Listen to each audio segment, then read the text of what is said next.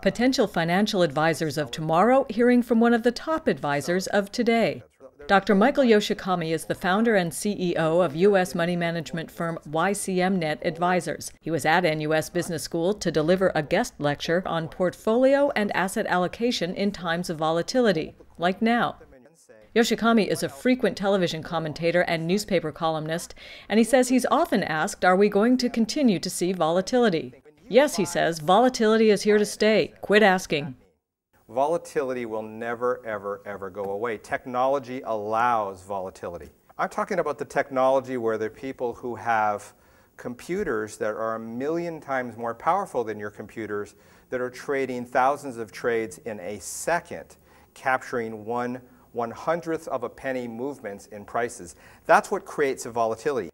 Yoshikami told the students he has seen other changes, what he calls tectonic shifts, in the financial world over the past 10 years. In addition to the permanent volatility, he cites the democratization of information, where news is available for everyone to act on at the same time, and the shifting of wealth to Asia and Latin America, a trend he says a lot of people are missing. I think most people in the United States and Europe don't really understand how developed Asia and Latin America is. And I know that because I talk to people and they say, what skyline is that? That can't possibly be Shanghai. Which leads to another of his key points. To understand global markets, you have to see them for yourself.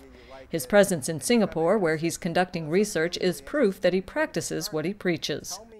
I think what investors and students need to recognize is they need to have a more global perspective, not be so dogmatic in believing that their world is the only world, and not believe the images that are cast upon them by outside sources. They need to see what these economies and what these geographies are like for themselves. Yoshikami says he was encouraged by the questions he got from the students, which he says show they are learning to dig into the details of investment strategies. I think that now universities recognize that it's not just information that you learn, it's how you're going to apply that information in the real world, what insights that you'll bring to your environment, bring to your employer. Yoshikami's lecture challenged them to start thinking about that now. For NUS Business School, I'm Katie Sargent.